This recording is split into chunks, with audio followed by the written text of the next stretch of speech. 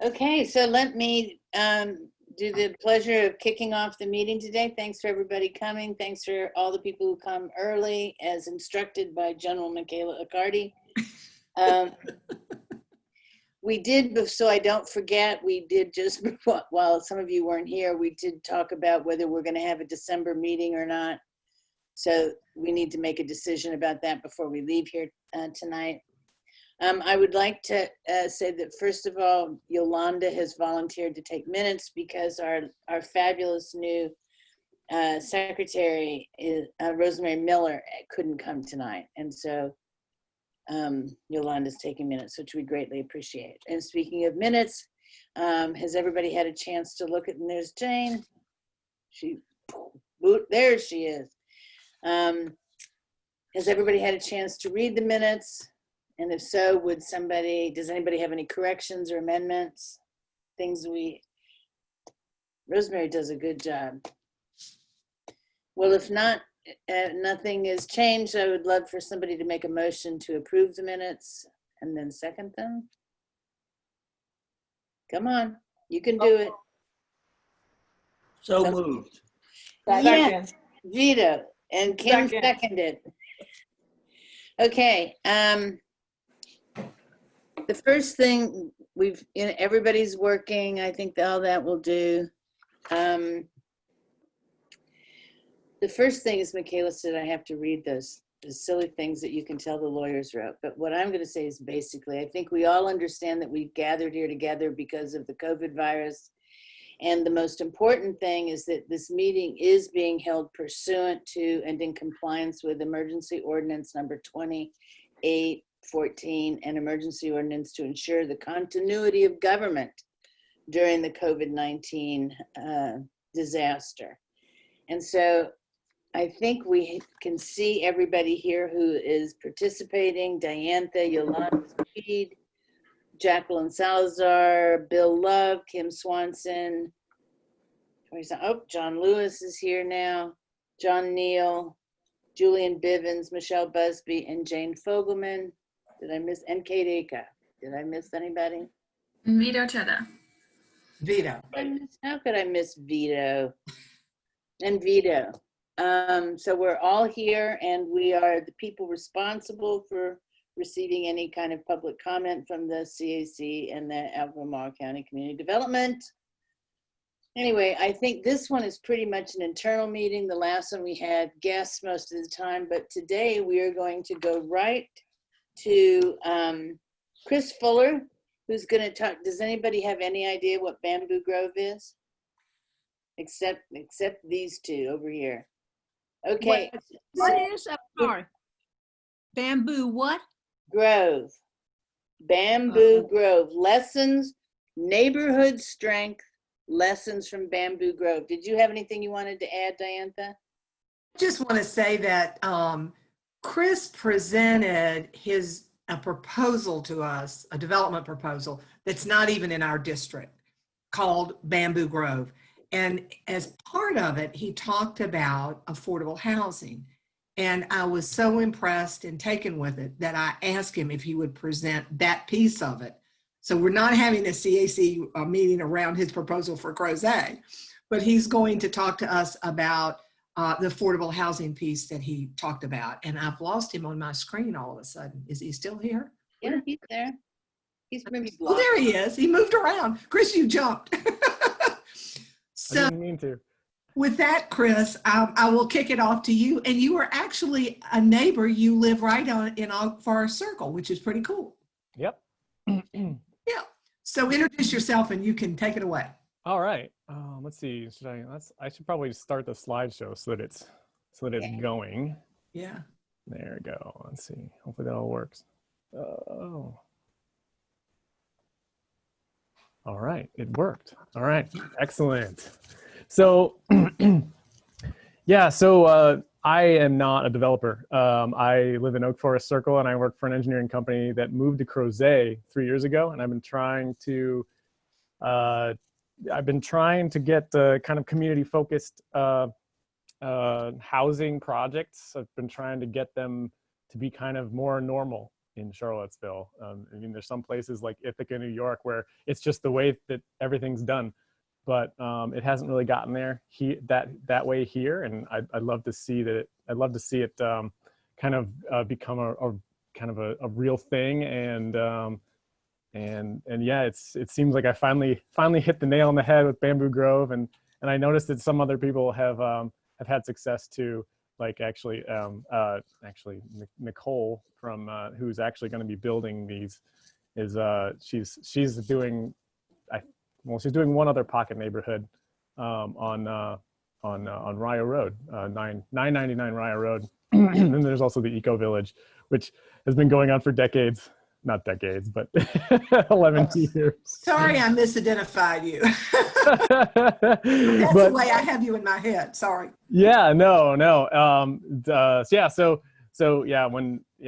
I accidentally became a developer on this project, and had to learn a lot. So so let's just start going. So what I've learned a lot in the past decade of trying to make this kind of stuff happen is that without a good metric to kind of measure the success of what you're doing, and kind of just, you know, when you're designing, kind of just the measuring, you know, how good is the design, you kind of have to, it made sense for me to pull back and think about the strength of the neighborhood and resilience, and just you know how a neighborhood can bounce back from something, especially it's becoming even more focused with COVID-19, and living in Oak Forest right across from Charlotte, Yancey Park. I mean, it's been eye-opening to see how important some little things that you didn't even notice before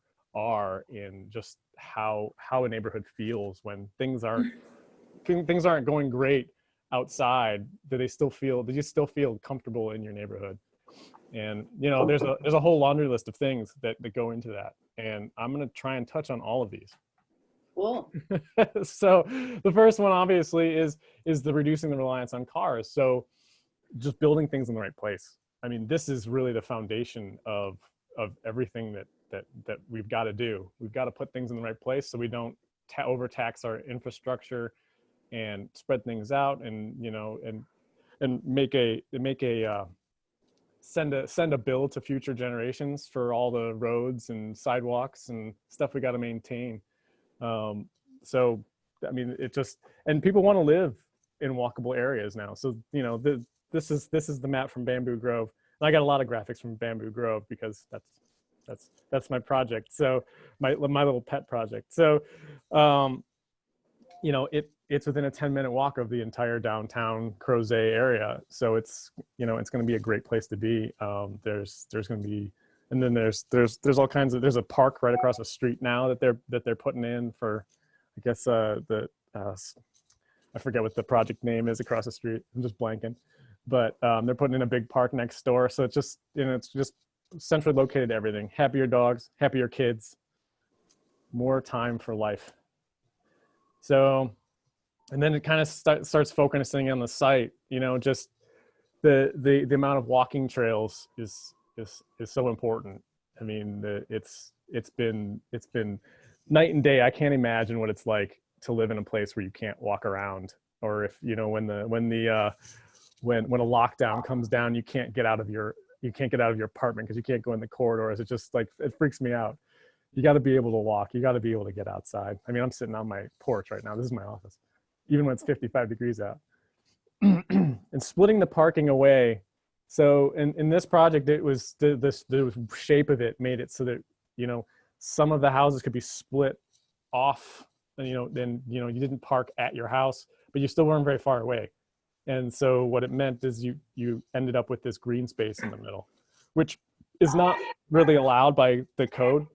And that's something I'd like to see kind of worked on. The amenity. Parking on here. Oh, the shared parking? Yeah. Yeah, there's definitely parking on the site. I mean, we live in a very car-dominated place, so we need to have the cars. We need to have a place for the cars.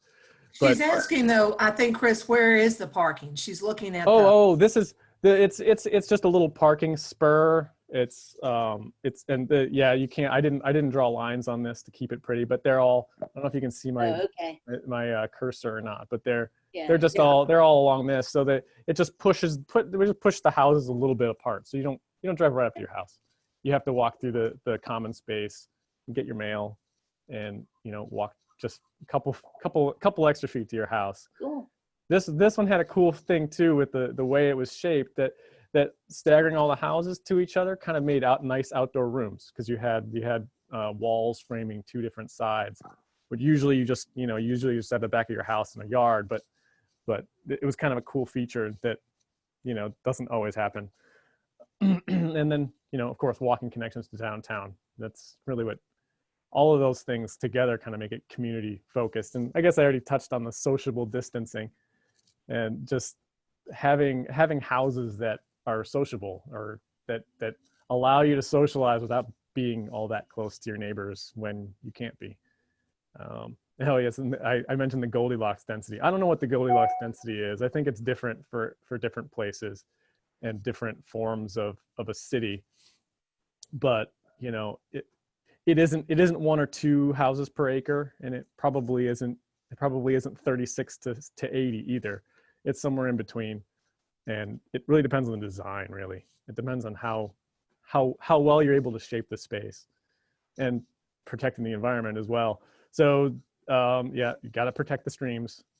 You got to contain invasive species, which we have half an acre of. The only way I know of to deal with a half an acre of bamboo is just to contain it. I don't think removing it even is. I don't think it's an environmental possibility. Though I'd be open to hear other people's ideas about that. Handling stormwater on site. Once any impervious stuff, just deal with it there. Don't just send it to the stream. It drives me crazy. Just always all these channels going right into streams.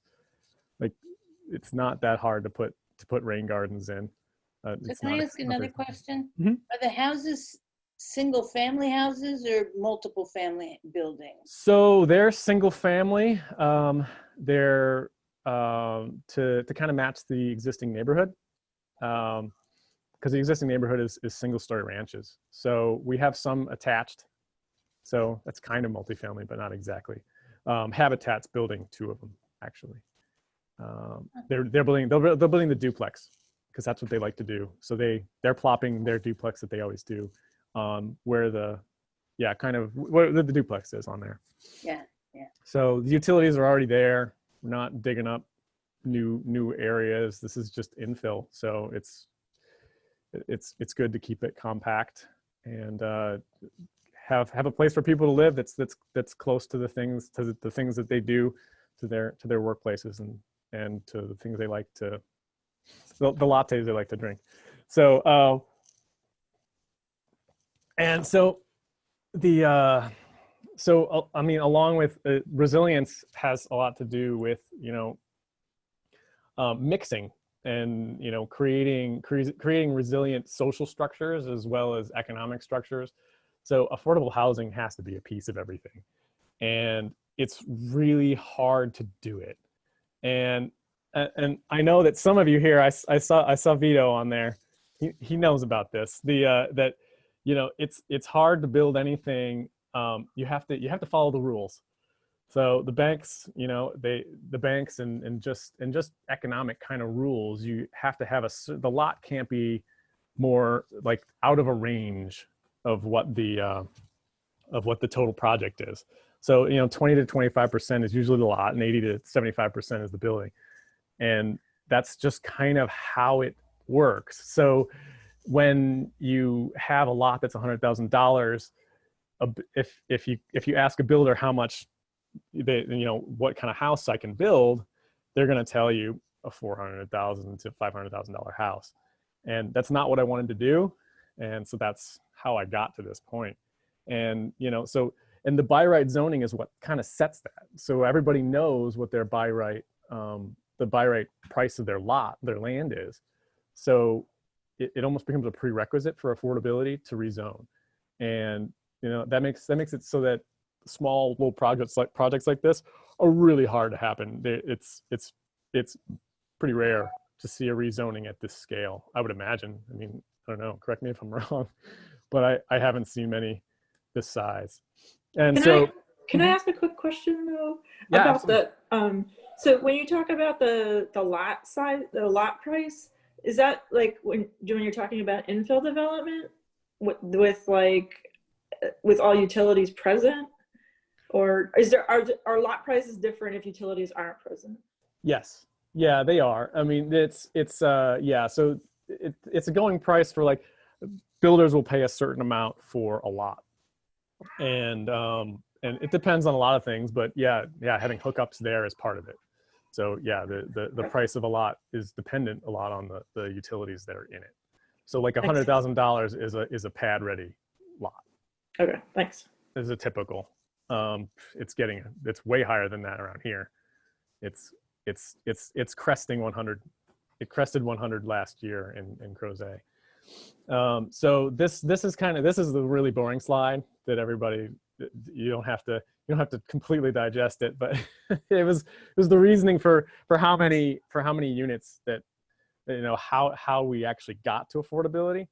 So with two lots, you know, each one's $100,000, $400,000-$500,000 house. It's expensive.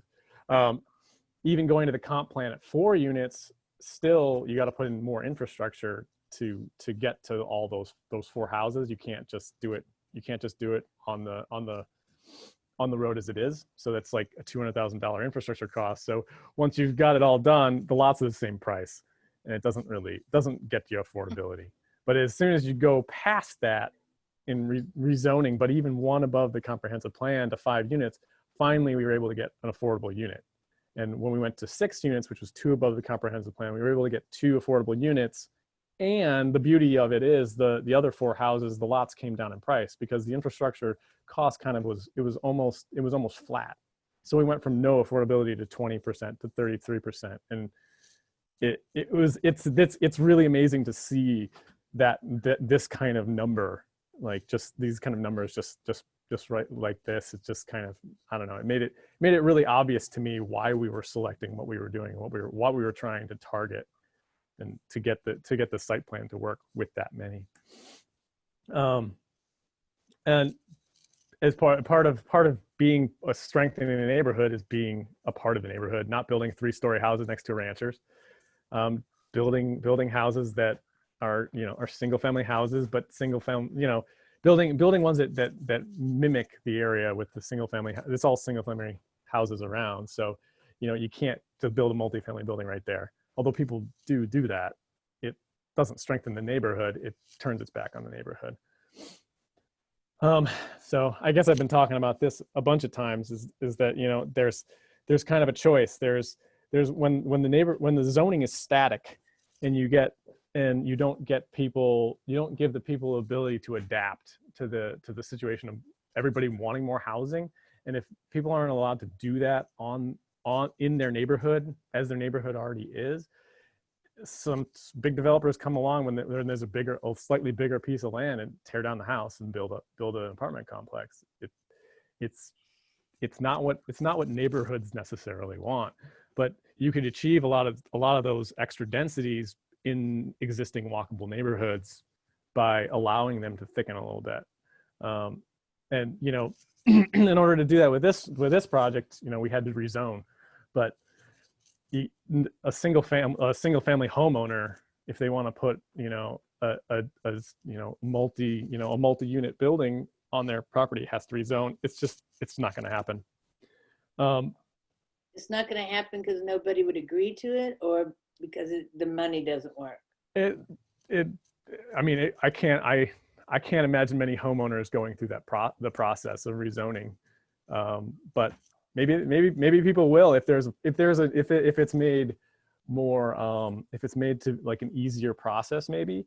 But rezoning's hard and it's expensive, and it's just a big thing to take on, especially if you don't have the chops to do it. If you're not a designer and you're paying other people to come up with the graphics and the site plan and stuff, it's just a lot for someone to take on that doesn't have that mindset already. That's not looking for a project. And just the way that static zoning is, I mean, zoning when zoning comes through and decides what a neighborhood is going to be, it's deciding what it's going to be at climax, and it doesn't allow adaptation, as even as like family units change, like the whole quarantine idea. There isn't really houses made for quarantines, as far as I know, like a compound style housing. I mean, it doesn't exist around here. I mean, I've seen it in other places, but yeah, I haven't seen that.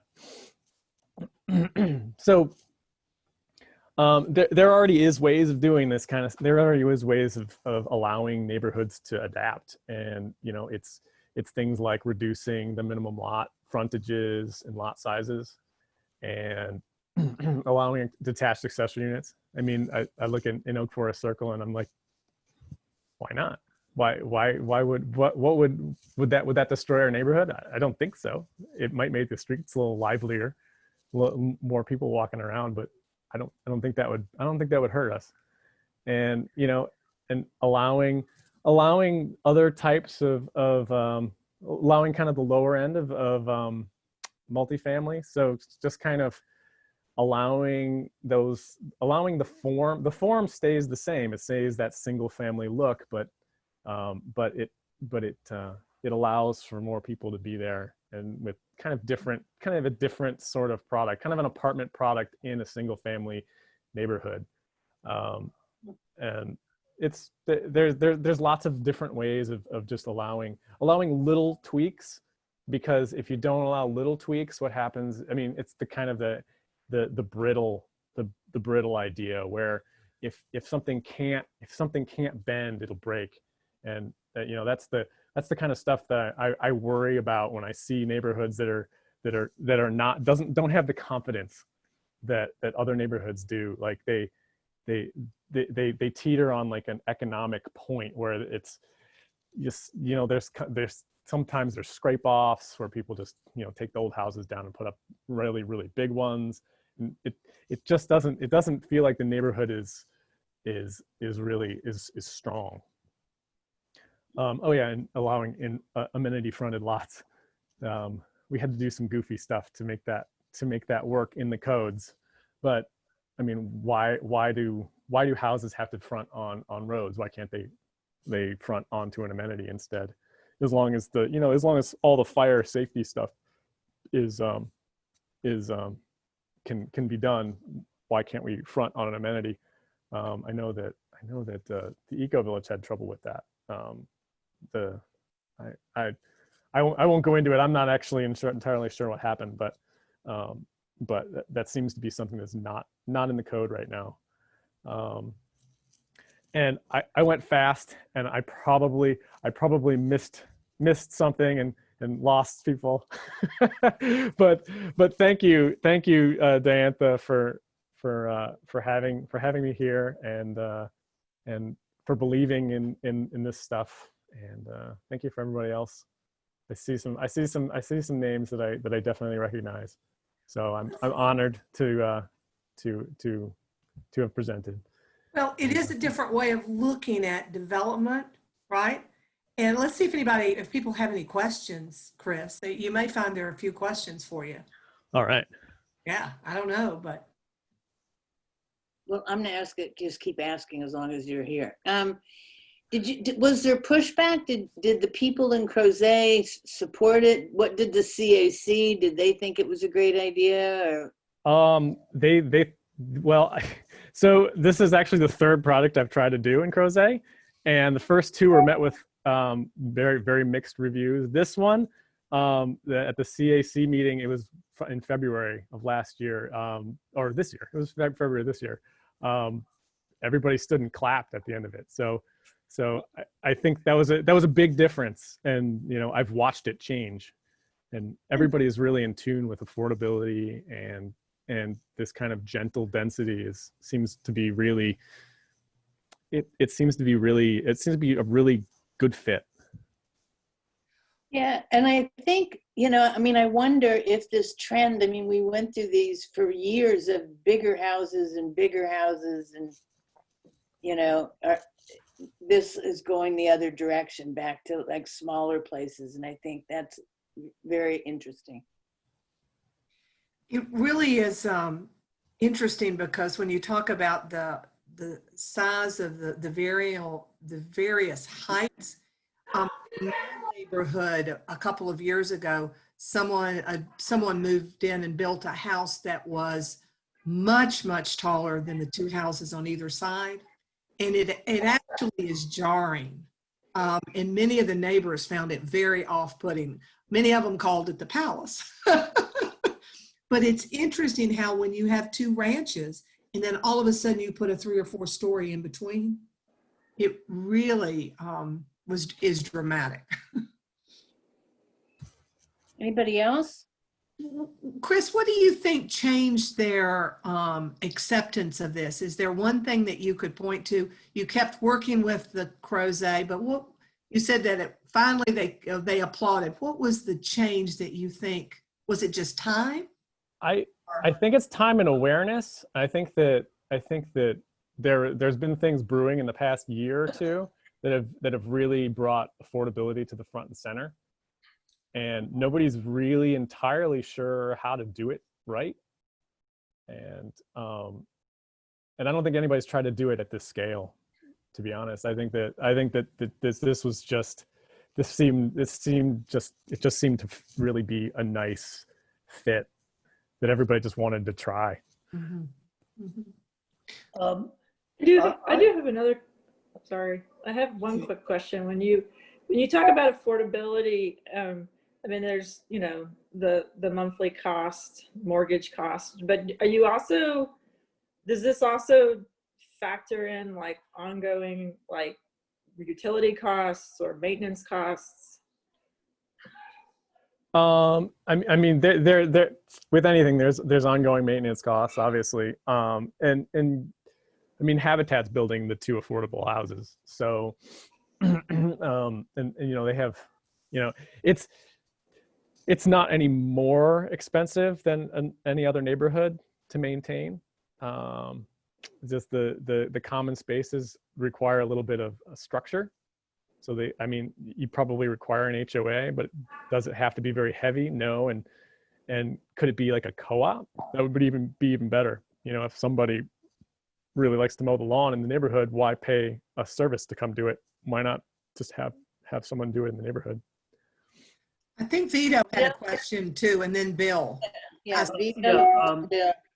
I'm very much a believer in the comprehensive plan and neighborhood model. They are really well done concepts, and most of the projects we've done have been rezoned in the neighborhood model. And the community that I live in, Out of Bounds, has 52 units, and 8 of them are affordable. And it's loaded with sidewalks. And the sidewalks are county standard, which is 6 feet of green space and 5 feet of sidewalk. And I can't tell you how popular that is. People like Diantha walk into the neighborhood, and her neighborhood, Canterbury Hills, has no sidewalks. And then take also as an example, Barracks Road, which is adjacent to where we live. The sidewalk is right along the street and very, very uncomfortable. So again, Chris, you did a very interesting job here. Another comment is, I think when people think about ecology and more sensitive building, they tend to think the car is a bad implement. And this is an example of that. You take the car away from the house because it's bad for the environment. I just don't happen to believe that. And people are going to pay over $400,000 for a house here. And it seems to me they ought to have a garage, and there's nothing wrong with a garage. I mean, two of them actually do. The front and the back one actually do. Yeah, it's a hybrid. It's got 4 houses that are set back and then 2 houses that are up on the road. Yeah. So Bill? Yeah, this is obviously a very small project. I'm just wondering, say out in the Crozet area. Is this expandable to other locations, or is there something special about this particular location that you could do it here, but it would make it more difficult to do it in other places out there? It's definite. You definitely can take a lot of the patterns that are inside it and apply them. It's it's really the thinking underneath it that's the that really is, you know, it's kind of it's the patterns at work. It's not really the actual form of it. But I mean, this is a 1.25 acre site, and it's only 0.7 developable. So it's a small little piece that you can insert into places that you didn't necessarily know that you could put more than one house. There's some already open on the top shelf. Jane, did you have a question or were you making a comment? Okay, is anybody else? We're about out of time. I just want to thank Chris. And Chris, we're going to have you back to talk about bamboo another time. Oh gosh. Oh no. Because we have bamboo all over everywhere. It's crazy stuff. I'm still not sure if I know exactly how to do with it. Thank you. Thank you. Okay, and next on our agenda is Stacy, who is, I've seen Stacy's name for years, I think, about, you know, with housing. And so we are getting a housing policy update. Are we ready? We are ready. Let me pull up my brief presentation.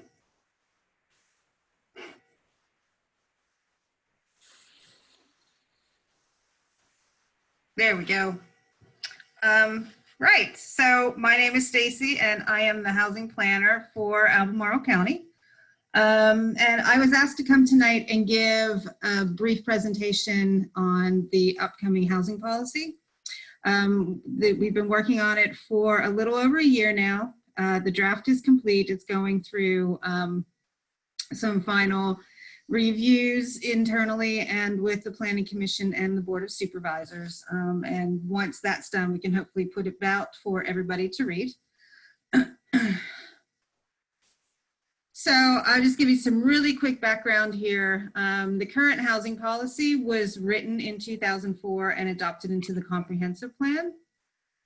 There are some minor updates to that housing policy during the 2015 comprehensive plan update. And those were really sort of correcting typing mistakes and changing a few words to make things clearer.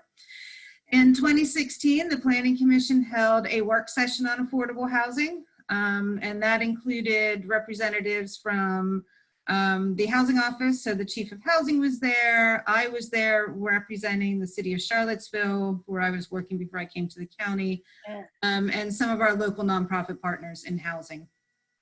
Then in April 2019, the Thomas Jefferson Planning District Commission released a regional housing needs assessment study, which really highlighted the need for affordable housing, not just in the county, but all the way throughout the Region 10 Planning District.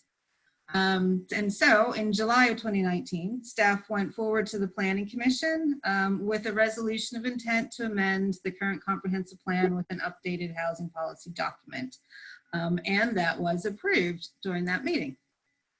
And there were really, beyond the housing needs assessment, there's really 4 primary reasons that staff recommended the policy be updated. One is that population in the county is going to continue to grow. People want to move here. And so our population is projected to grow about 26% between now and the year 2040. And the county's development, comprehensive development report indicates that we would need almost 12,000 additional housing units in the county to meet that projected household growth with the population increase. There's also looking at housing costs itself. Housing in our area is expensive, not just in the county, but everywhere. And right now, according to the housing needs assessment, we have about just over 10,000 or about 10,500 people, households that pay more than 30% of their income for housing. If you pay more than 30%, that's considered to be housing cost burdened. If you pay 50% or more of your income for housing, you're severe housing cost burdened.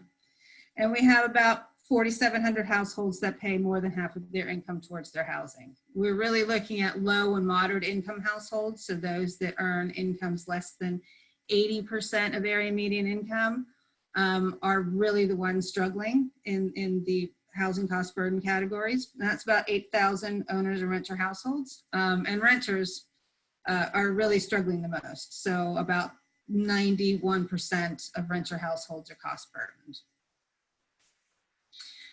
Really also looking at changing household needs. Our senior population is expected to increase by about 27% between now and 2040.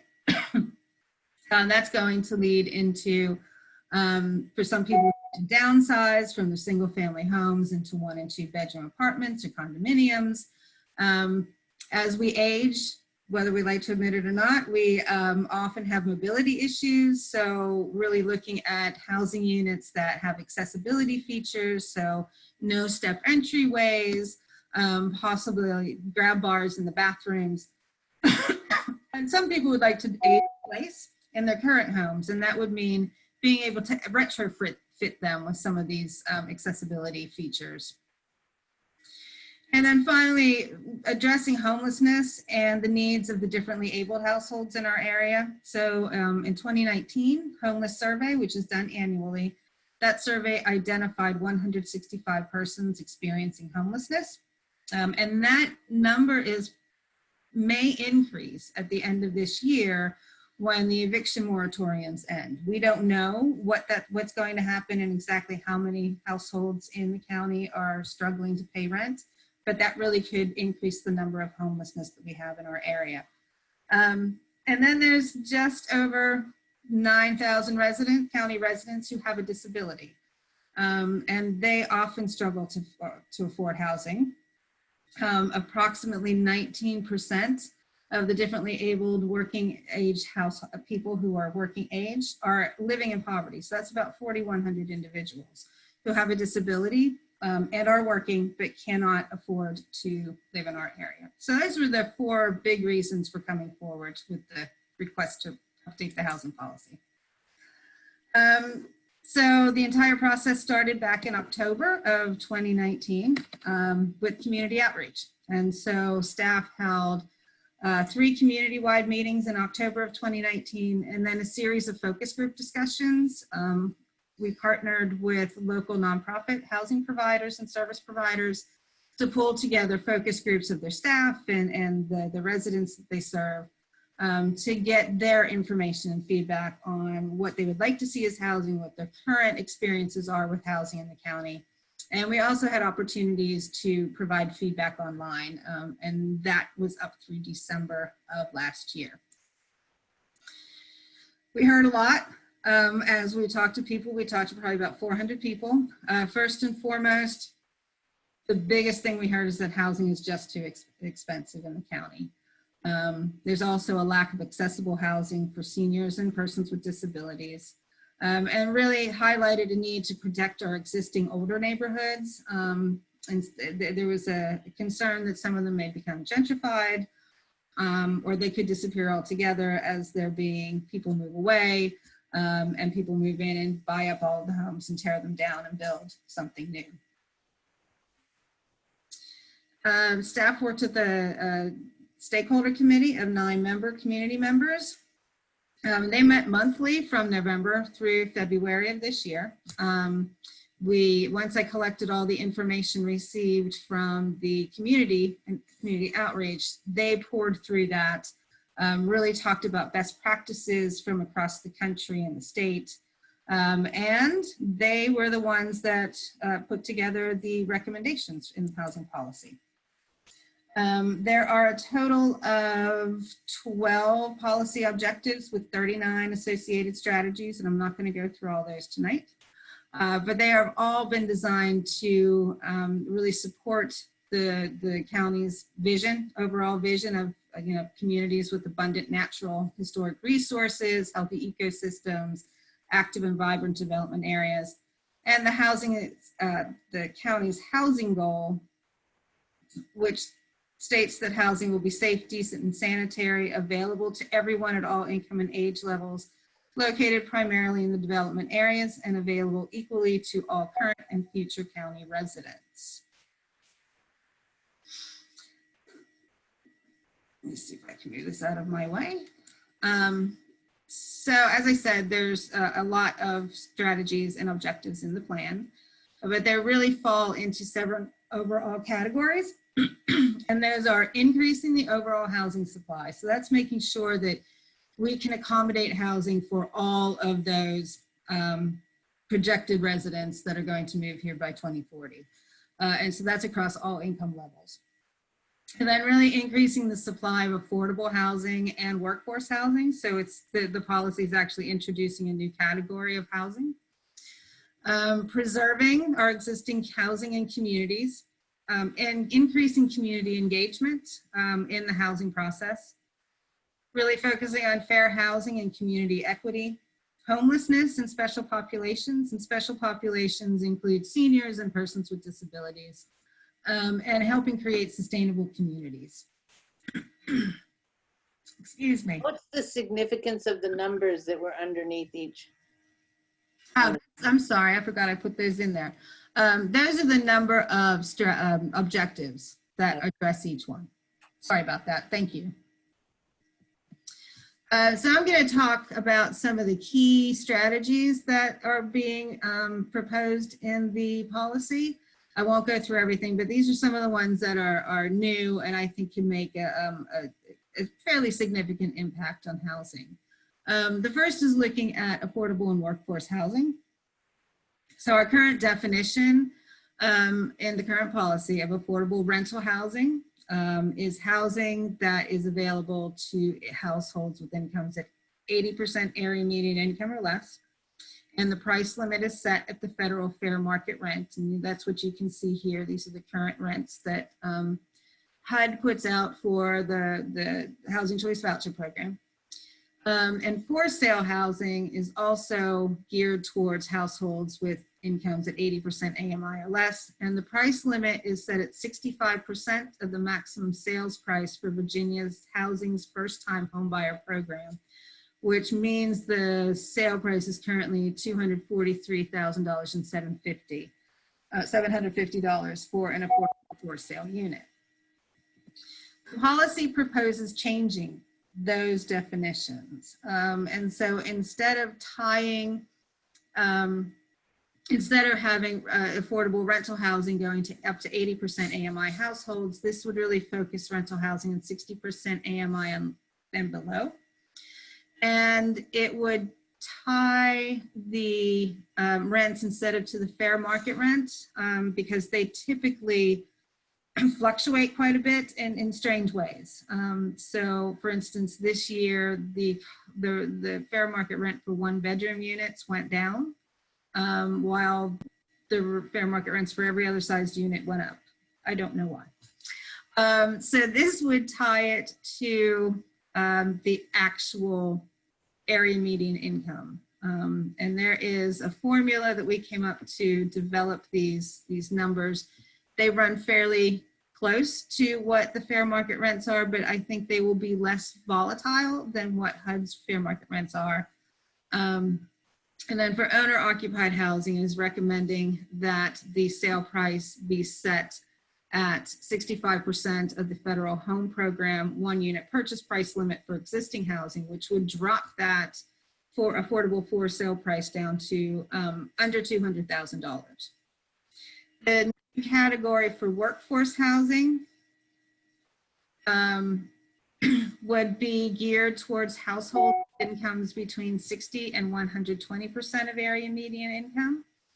So the for rent housing would go to the 60 to 100% AMI, and the sales for sale housing would go from the 80 to 120% AMI.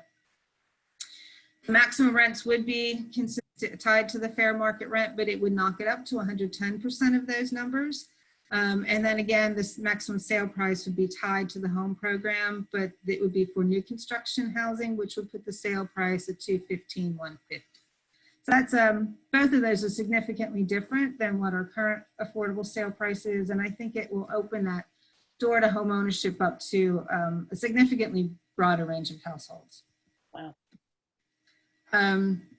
Looking at key strategies for preserving housing, it's really working with owners of what we call naturally occurring affordable housing. So these are housing units, generally rentals, that are priced lower simply because they're older. And they don't have any types of subsidies to go along with those. And so reaching out to them and working with them so that when they do renovate their buildings to bring them up to market rate, that we can preserve a portion of those units, if not all of them, potentially as affordable units. Looking at potentially identifying areas for rental inspection districts. These are specific neighborhoods that they're selected based on housing data. It provides a proactive approach to addressing health and safety and rental housing quality issues.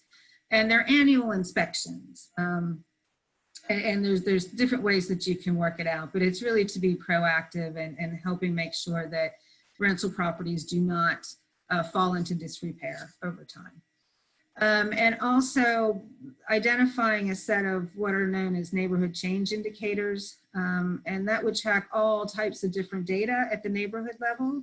And it would really help the county identify neighborhoods that may be in decline, and we can focus interventions and county investment in those areas to stop the decline and help them succeed.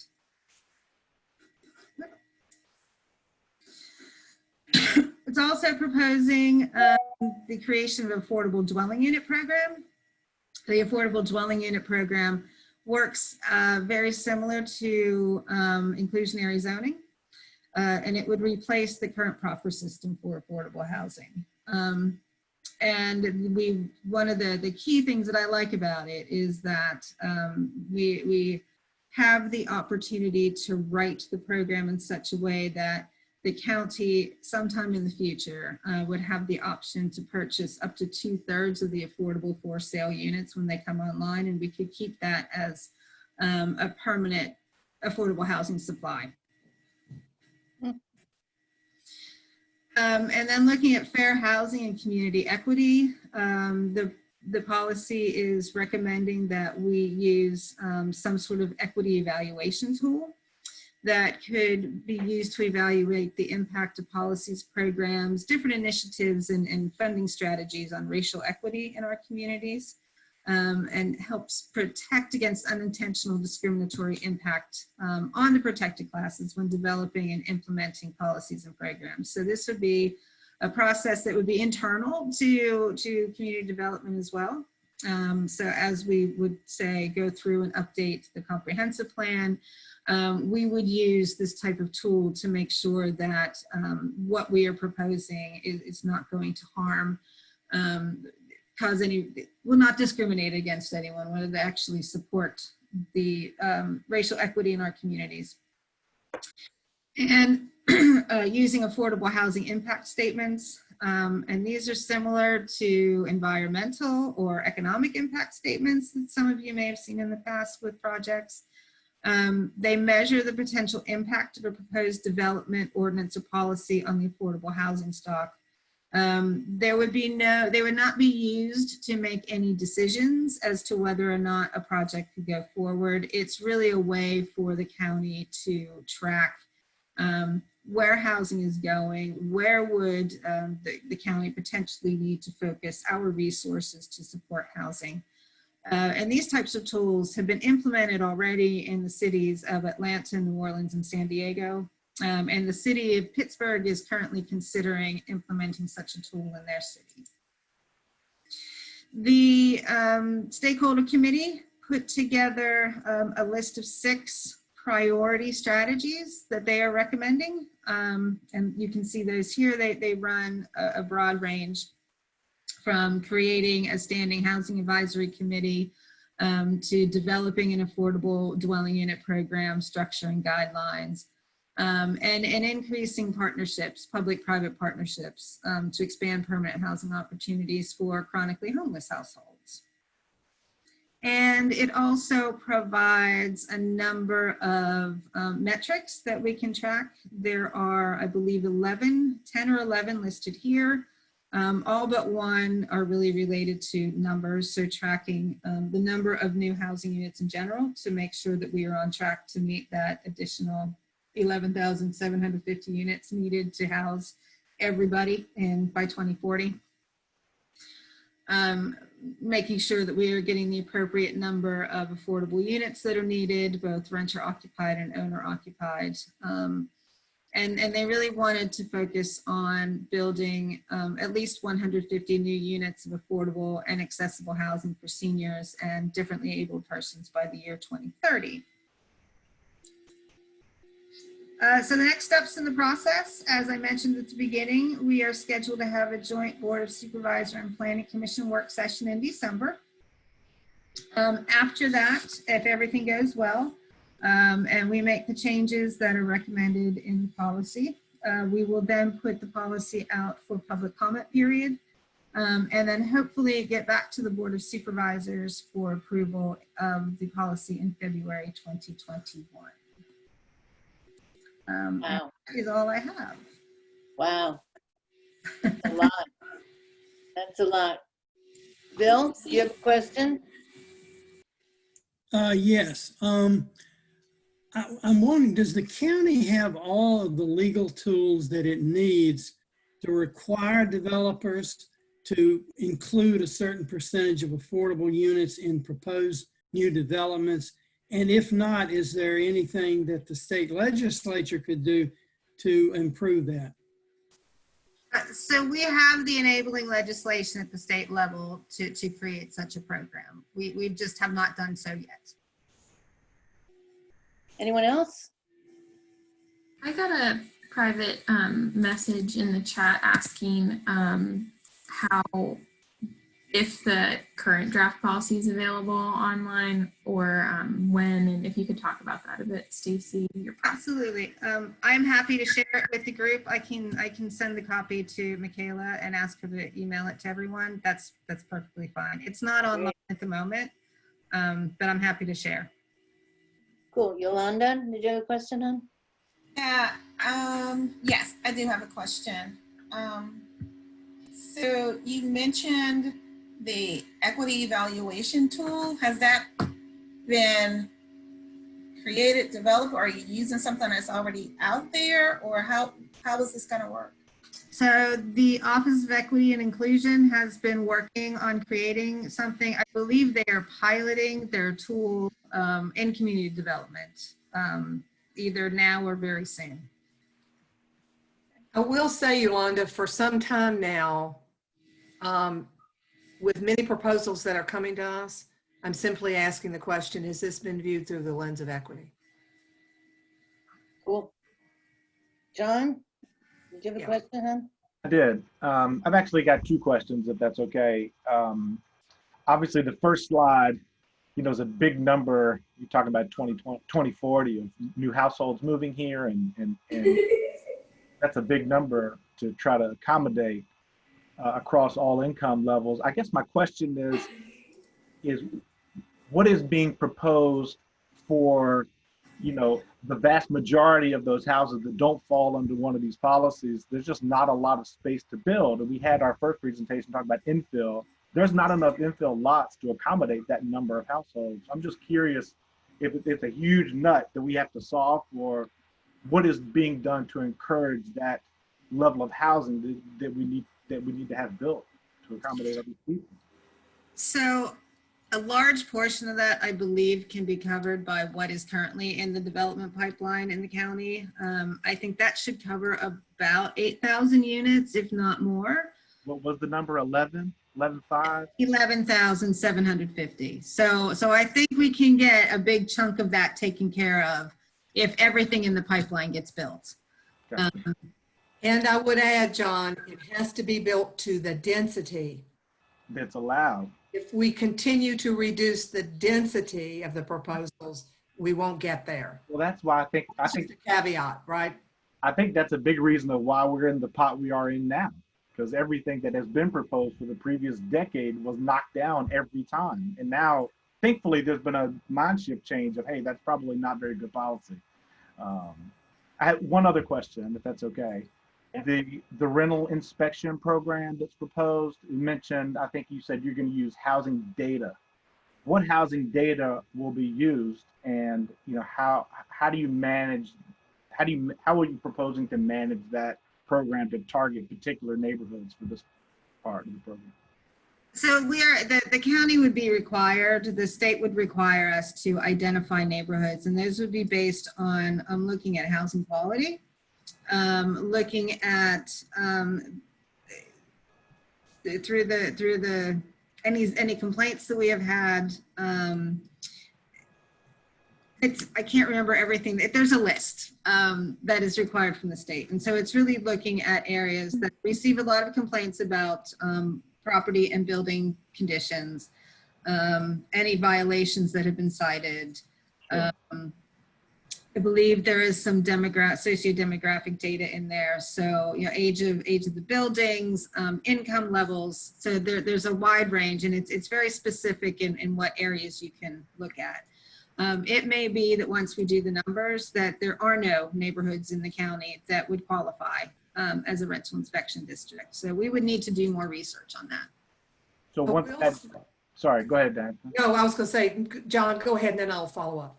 I was just going to, once you do that analysis and then whatever, there's 5 neighborhoods that fall, then are those units inspected when an issue was reported, or you look at every rental unit in that neighborhood? We could set it up either way, but the idea would be to, there's a couple good examples across the country.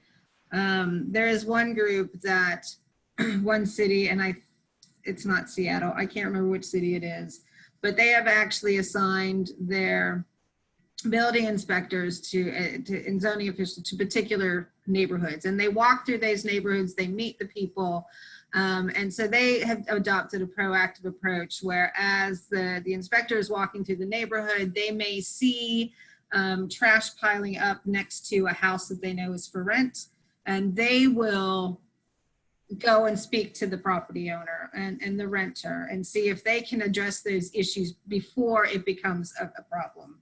And they will, you can set it up. It tends to be annual inspections for larger apartment buildings, or you could do it for single family homes. They have to be rental. You could provide, if the property owner has passed their inspections every year for 2 years, then you can give them some breaks so that you're not constantly going there. If it is a unit that is rented by a housing choice voucher family, you can skip those annual inspections because they have to be inspected by the housing authority every year. For new buildings, the new construction when they are first occupied, because our building inspectors have gone out and inspected the building, we know it's in good quality, you could put in sort of to say, right, so for the next 2 to 5 years, we don't have to do this unless we have a lot of complaints that come out. So there's a number of different ways it can be structured. I will say in theory, because the devil's always in the details, this is one of the things that I am the most excited about, because in the Jewett district has the oldest housing stock in Albemarle County. And what I'm concerned about are, and this is very high level, but what I hear the most about are duplexes that are rented, and not being taken care of by the owners, issues like that. I'm not getting so many complaints about big apartment complexes, but having said that, that's a very broad statement. I do think we're going to need to have more discussion as a CAC around this. Siri Russell, who many of you all know, is working on our Albemarle County's equity lens. And one of the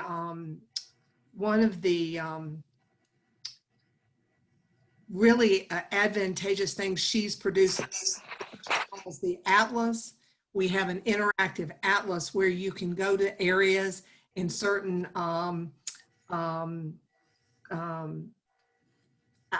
areas of concern and pull up I'm stumbling here over what I'm trying to say, but for example, there's a national asset limited, income constrained, and employed way of looking at certain neighborhoods, and it's called ALICE. And if you look at the Albemarle County through that ALICE lens, Jack Jewett has the greatest proportion of ALICE households in all of the county. And that means that right now, 58% of the Jack Jewett households are unable to afford the cost of living in Albemarle County. Yeah. 58%. So I'm hoping to get Siri to our meeting to talk about the Atlas, which is something that we could all use. We can look at ourselves. It's fascinating. It provides great data, and we do need to continue this discussion.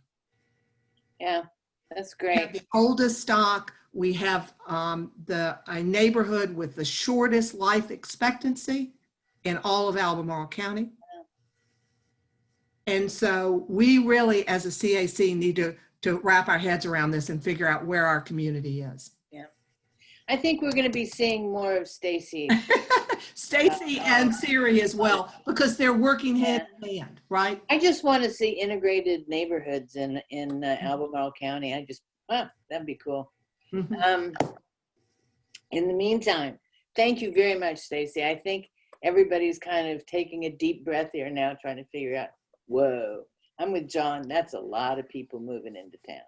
But, Well, we've got to build at the right density. yeah.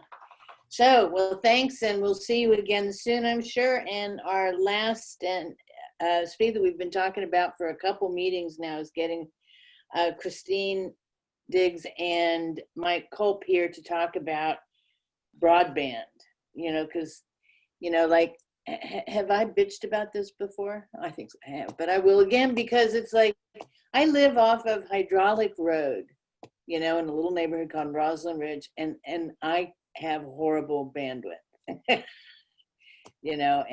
I drop off. So we are very lucky to have Christine and Mike here to talk about it, and I'll turn it over to you.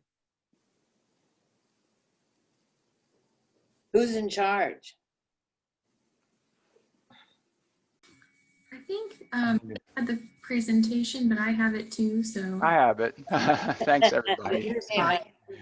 Thanks for the introduction, Mrs. Neff. I'm glad to be here. I'm going to be running first, although Christine has some great content as well. So before we roll, I just want to make sure I'm sharing my screen and you guys can see what I see. So let's do that first. Okay.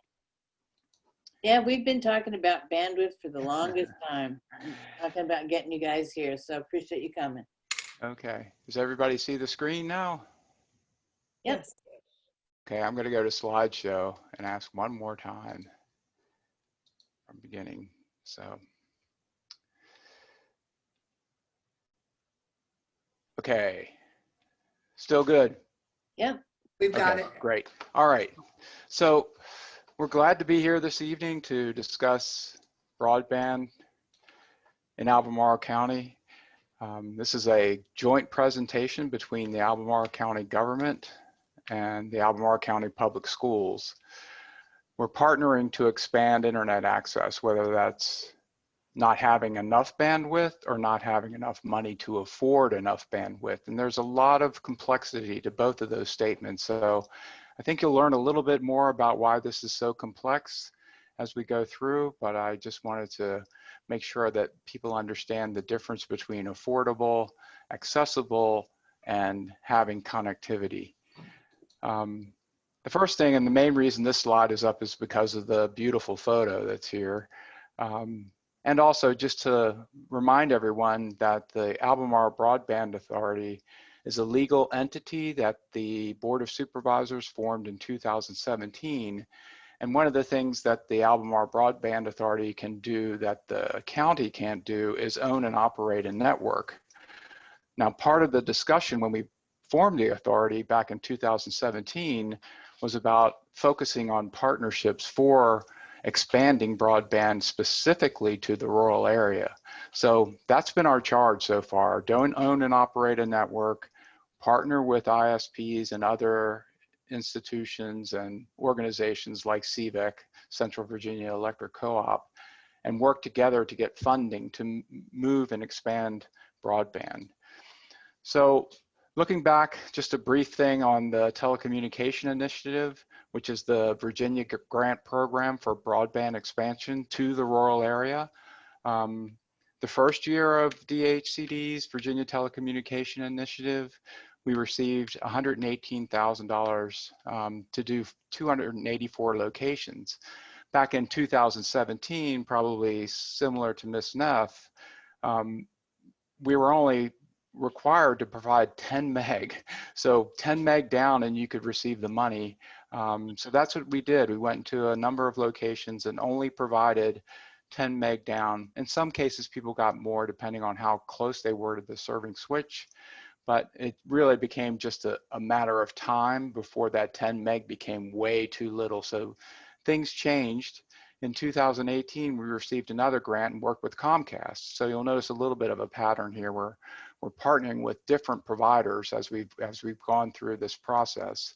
And that was 178 locations. The big difference there is that it was coax and fiber, so much faster speeds, up to gigabit service, and a very successful program. The next year, we did the first partnership with CVEC Firefly. So this is a gig as well, and they're using their existing assets, whether it's pole attachments, being able to put fiber on their poles, or if they have easements that allow them to bury the fiber, they're able to connect fiber to their CVEC membership. So that was a successful program in 2019 that delivered fiber to the home to Midway customers. Next, 2020, we received yet another grant, so 4 for 4. And this one was from DHCD as well. At this point, the Broadband Authority decided to put even more funds in to make the application more valuable or more likely to receive funds. So that's another important thing to think about with VADI, Virginia Telecommunication Initiative. Each year it's been more and more competitive. So the state has been putting more money into the Virginia Telecommunication Initiative as well, but it hasn't outpaced the number of people who've been applying and the size of the projects that have been applying for data. So this particular one is going forward. We're not active yet. There will be some more announcements coming that there's the possibility that one of the 8 projects that serve these 837 locations will be live before December or during December, and then there may be some others that are coming up in January, February, and then all the way into March. The goal, and it has to be delivered under contract, all 837 locations need to be offered service prior to March 15th, 2001. So that is a project we're working with CenturyLink to make sure it happens before March 15th. In addition, and things have been really busy, as everyone knows, with money becoming available through the federal government. And then Governor Northam's office authorized utilization of $30 million between now and December 25th to shovel-ready projects. We have one of those that's active, will be going into the Birches Creek area. None of this has to do much with the rural areas because it's all been about, the urban areas because it's all been about rural. But things are working in a good direction. We feel confident that things are going to get even better going forward into 2021. And then the last thing I'll mention about 2020 is that we have CRF funds to assist Shentel with a beam deployment, which is a Wi-Fi fixed wireless application that they put together for us. And so far, 5 of the 6 sites, these are existing tower sites that they're just adding more advanced technology to. So that is an ongoing project that's going very well. Next, body of, for 2021 projects, we submitted our biggest project yet, and that is for 2,076 locations that have been proposed. This award notice, we're hopeful that it'll come by the end of 2020, start of 21. So that's a year-long project once we sign on the dotted line. So depending on when we get the money offered, and if we finalize the contract with CenturyLink, that'll be a fiber to the home project in various locations of the county with 2,076 new locations proposed for fiber. Wow. So the future, and this is the reason that we're really looking forward to what's happening with the equity part of this, working with Siri and her group, trying to figure out the data that's needed to address the digital equity divide. There's a significant digital equity divide that we're working toward, and hoping that we can work together to find a way to bridge that gap. It was great seeing some of Stacy's presentation tonight, because that same effort to understand the housing gap can be used as a model for the way that we're bridging this broadband gap. One of the reasons I want to talk a little bit tonight is that, you know, prior to 2020, we really weren't looking at things from an equity perspective. So a great ad to have the Office of Equity and Inclusion come in, and then the board approving our newest value, the community value. We're really focusing in on changing the dynamics and looking at things from an equity lens, not just the connectivity lens. So how do we make it affordable? What types of things do we need? And we're hopeful that we will be working together to make all of this happen. So one of the ways that we can do that is through a survey. We've been running a survey since 2017, and it continues to improve. The newest survey is run in both Spanish and English. So the survey allows input from both language types. We also have work going on with the public schools, which we'll hear a little more about with Chris. And that is the going directly to the student households and having them provide information about their access speeds and whether or not they have affordability issues, those types of things.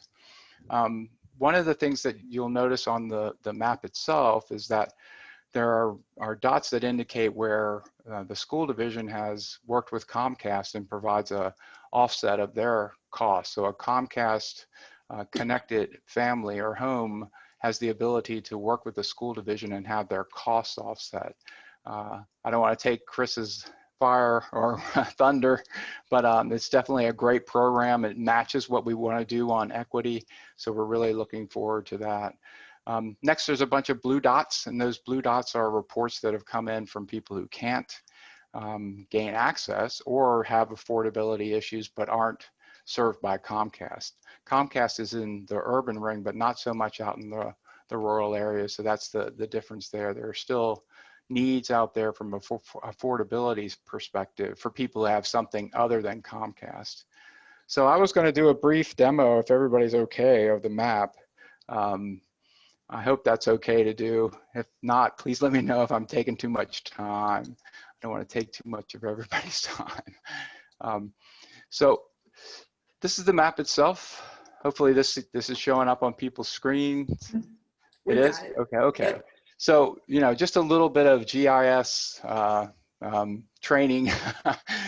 What we're looking at is layers. So I can turn on the Comcast layer just to give you guys an example. So you can see there's specific areas in the county that don't have Comcast. So we continually try to work with the service providers and provide and have them provide us with accurate maps. Now that is very difficult. We can talk ad nauseum about how difficult it is to map out the service providers because they're not forced to provide what I call actual data. It's a long known story that the way the FCC doesn't force the providers to provide accurate service data to the house. You know, they can pick a house that has 100 meg and say that every house in this particular area gets 100 meg. So if you're close to 29 and you have 100 meg from Comcast or CenturyLink or something like that, a house that's further down is shown on the FCC maps as having access to 100 meg, and we all know that that's not true. So that's kind of the things that we're faced with making these maps accurate. So here you could see there's a lot of concern in the urban ring with affordability and access. The school division have gotten many reports within the CAC area of people who either have affordability or direct access problems. So it's certainly a big challenge for us. I think that's a good way to say it, but guess what? It's countywide. So we have all of these reports that have come in from our citizens, detailed reports about speed problems or affordability problems. So one of the things that we want to do is expand on this and present it out again to the community. You know, similar to what Stacy has already accomplished with housing, we need this type of input from the community to get a better idea of where our biggest problems are. So that was the brief overview of the map. I'm going to go back to my presentation, so I know you guys are anxious to hear from Chris too. So here's what I'm going to present as the big challenges out there. One of I say this because there's funding that was made available. We had funding, but as we talked to the electric co-ops, including CVEC and others, and the existing ISPs, Comcast, Ting, CenturyLink, all of them were like, wow, this is, you know, great new funding mechanism from the governor's office. There just wasn't enough capacity to plan all the work. So they couldn't get the staff together to plan all the work in it had to be shovel ready. A lot of these projects had to be shovel ready. In addition even if it were planned, in some cases, there weren't enough workers to perform the work, whether it was hanging fiber on existing power poles or whatever, or dredging, or, you know, putting in fiber underground. There really wasn't enough workers that we could pull in, and it just takes a lot of time. So the CARES funding deadline, we've sent a letter to the federal legislators representing Virginia, asking them to extend that CARES funding deadline. Right now it is 12/30/2020. Even if we could add an exception for providing broadband, you know, some of the projects that we have underway that are going into 2021, you know, that available funding could be utilized. So we're working to see, hopefully we get a positive response for that, but we'll see. We have a lot going on. I know I could spend probably 15 minutes talking about each of these particular areas, but I know we want to go on and hear from Chris. But you know, the most exciting for us is just how well we've worked with CVIC Firefly. Of course, they're rural only, a little bit through Crozet, but generally Firefly and CVIC are expanding through the rural areas at a really good pace. So we'd like to help them move faster. So that was it for me. You know, obviously yeah, okay. I'll let Chris get going on the affordability assistance. All right. Yeah, this is a big nut to crack on. Yeah, thank you. Yes, it is. Thanks, Mike. Yeah. Good evening, everyone. I'm Christine Diggs, the Chief Technology Officer for the School Division, and I'm happy to be here with you this evening to talk a little bit about how we've worked to connect our students to the internet from home. The School Division's vision for student learning is that all learners believe in their power to embrace learning, to excel, and to own their future. And just at the heart of that vision statement is implied that it's also very important that they have access to the internet at home to be able to actually reach that vision that we have for student learning.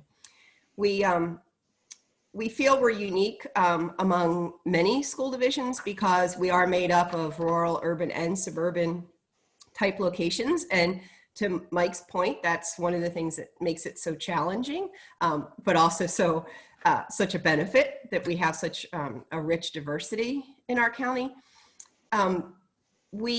The current figures right now for our free and reduced lunch population, actually were just certified recently with the state, and our percentage is actually at 31.7%. That's an average around the county. I do have the numbers by building if anyone is actually interested. But connecting students at home, whether it's because of no internet access, financial challenge, or low internet access, it's been a priority for us. all along, and we started our current approach called the ACPS at Home project last December. So as of last December, we had this plan laid out, and then schools closed in March, and the plan got escalated 150% or more. It really escalated it and became imperative to get our students connected as quickly as we possibly could. So the plan, Mike, if you want to go to the next slide, is really to take a multi-prong approach. One of the reasons a multi-prong approach is what we need to do is because of the varied type of locations and the varied type of challenges that our students have in terms of not having internet access. So the first step was really to partner with Mike and the county government and their IT department to support all of their efforts to expand broadband. And doing everything we can in terms of providing them data, helping with that broadband survey that Mike showed you, and then to really leverage public-private partnerships to expand connectivity. We're working with Shentel, Khajiit, and Comcast. Khajiit is the provider of our hotspots. It's the only provider out there that actually gives us hotspots that work with all of the major cell carriers that provide access, that have service areas in our county. So instead of just picking, for instance, T-Mobile, this allows us, Khajiit allows us to have AT&T, T-Mobile, US Cellular, Sprint. So it's, and believe me, there have actually been families that, according to the maps that Mike was referencing, it showed that they would have the best connectivity with an AT&T device. And there's been some families that have gone back and forth to their school and exchanged the device 3 different times. We actually have a story of a family that it was on the 5th try that we found we could connect them. That happened to be in the Crozet area. So the Khajiit has given us that flexibility. We really heading up this project is our coordinator for digital equity.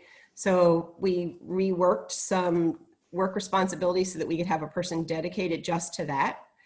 He works directly with our schools and really trying to dig into making sure every household that's reported to them or called them has gotten connected. And that's another actual bright side from the closure was we had, in the past, it was difficult to get the information from schools and families about their connectivity. As Mike said, you know, it's an ongoing project and challenge.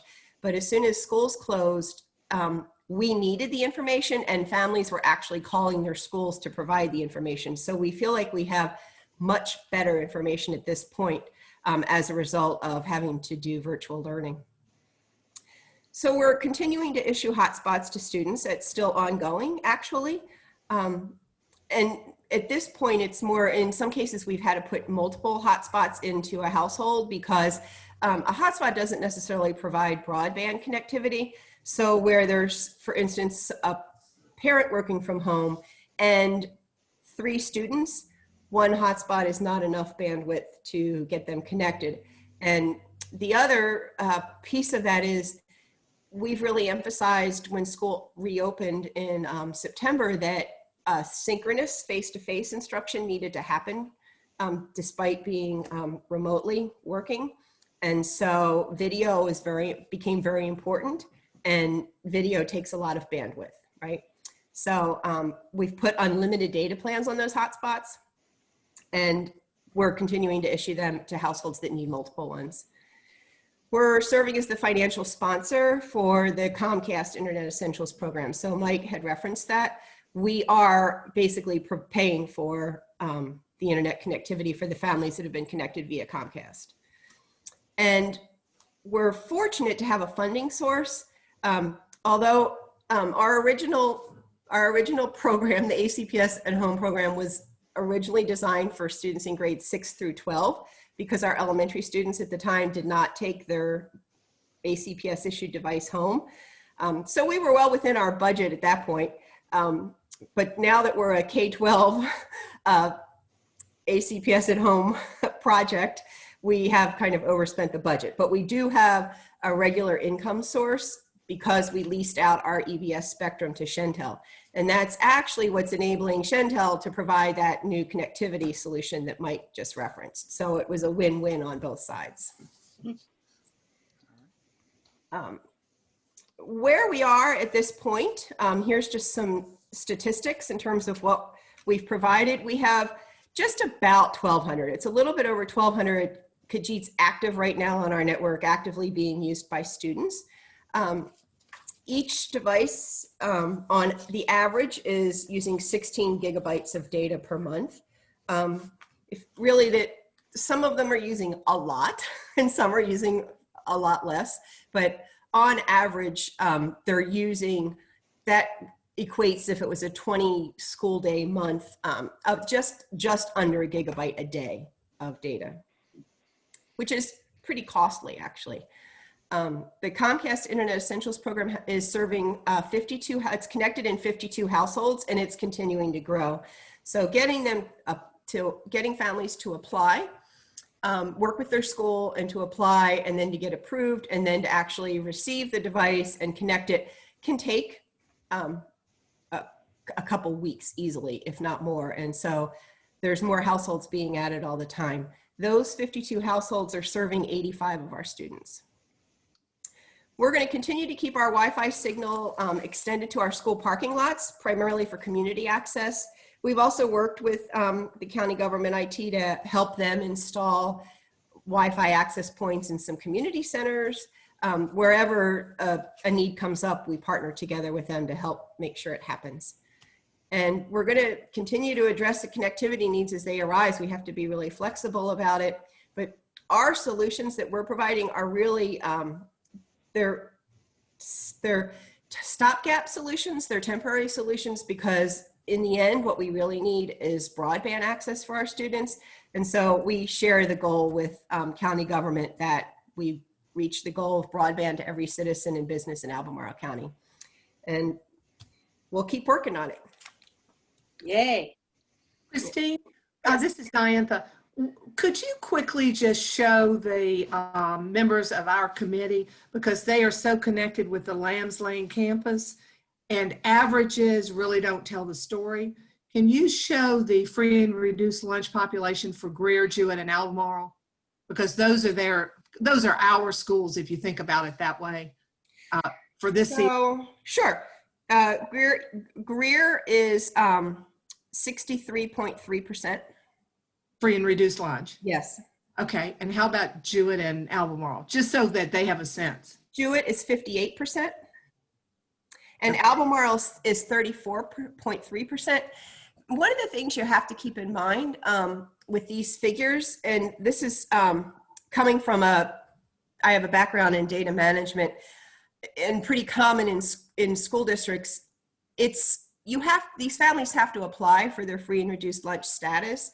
And what we find is that the older students get, really, as they get closer to high school, families tend to apply less often. So that's why I think you would notice that high school percentage maybe skewed a little.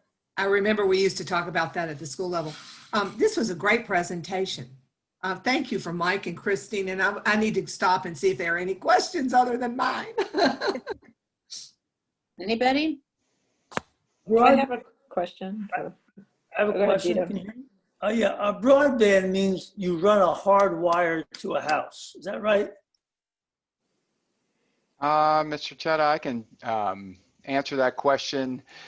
There's both types. There's wireless broadband that doesn't require a cable, and wireline, which generally is anything from copper to fiber and everything in between, but mainly broadband with a wireline connection is moving toward mostly fiber. On the wireless side, you can get broadband type speeds with a wireless connection as well. So hopefully that answered your question. I should probably stop my slideshow, shouldn't I? One of the ways I like to describe it is if you think about a drinking straw versus a coffee stirrer, or that kind of, just as a visual. So it's really the amount of data that can be transferred back and forth, and how big that pipeline is for it to happen. I think Kim had a question, then Bill. Yeah, thank you so much. So my question is really about the cost part of this and what we're actually seeing happening within our service areas. So if you're in the urban ring, you know, you can find out what basic internet access is with the new broadband. We're experiencing it. Yes, yeah. You're breaking. How do the rates compare, like, if you're served now through an authority? Oh, well, for us, the broadband authority is not providing service. So we're not an ISP, an internet service provider. But you know, that's one of the things that we're looking at. What is real affordable broadband? You know, the rates are constantly changing, so it's hard to keep up with the providers. And putting together a matrix of the availability and the cost, so the combination of where is it available and how much it costs. We're in the midst of creating similar to what you're looking for, and that is a way to go across the board and show Comcast has these offerings, CenturyLink has these offerings, Right. CVEC, Firefly. That'd be nice. Yeah. And the thing is, if you know, I have family up in Pennsylvania, and you can look at, you know, rates for providers up in Pennsylvania, and they're really low, but they've got more choices. Right. If you're in the Northeast, super competitive. but down here it's like more expensive. Yeah, it's a competition thing. Yeah. Right. Bill, go ahead. Yeah, I'm just trying to get a feel of what proportion of the problem we're dealing with here. And going back to the slide that Michael showed, targeting 2,076 locations, I think it was, in 2021. What's the total number of locations where we really need it? Is that 2,076 out of 50,000, 10,000? I'm just trying to get a feeling whether we're dealing with the big problem or whether they're just kind of attacking it around the edges. I think the answer to that question is we're dealing with a big problem. Gradually, you know, going to the most underserved areas first. So hence the need to address the rural areas first. And it's one of the reasons why we want to bring up the survey again, the broadband survey again, because we're sort of scoping into where there's what we call pockets of connectivity loss. And that could even be in the urban ring now, because what we're finding is even with 25 meg and 3 meg, so 25 down, 3 up, if you have 2 or 3 people trying to do telework, meaning they're in an asynchronous video conference like this, it doesn't work. You know, somebody is going to drop off. We saw a little bit of that earlier tonight where Ms. Swanson was pixelating. Things like that occur quite frequently. So going forward, we're really looking forward to fiber to every connection that could be made. I mean, it's sort of a, you know, it's a long-term strategy to deliver fiber to every rural location. I know I'm not answering your question directly, but we're getting closer to understanding just how many locations are left in the rural areas, and they're getting smaller. So if we're fortunate enough to receive the funding for the new project, it's going to put us into a really good space where, you know, we may be at under 1,000. That's one of our goals. Can we get to where we're under 1,000 in the rural areas? And I think that'll propel us forward for future competition. That's the other thing, bringing up that, you know, we also support competition. So it would be valuable to have more than one service provider across the county instead of being tied into a single provider. Wouldn't it be great to have multiple choices? The other thing that does to you is gives you redundancy. If for some reason one of the fiber providers has a line cut or something like that, there may be a way to cooperatively link up to another provider just as a temporary solution, or use a high-speed fixed wireless solution that's out there. So lots of good stuff. It's just, wow, we really wish it were done faster and quicker and on board now. Yeah, well, I mean, this has been a fascinating presentation because we've been talking about this for at least the past couple of years. Yeah. So does anybody have anything else? We're a little over time, but. Well, thank you so much to both of Mike and Chris. This was great. We're gonna have to have you back too. Thank you. Glad to do so. Yeah, that'd Happy be to great. here. Yeah.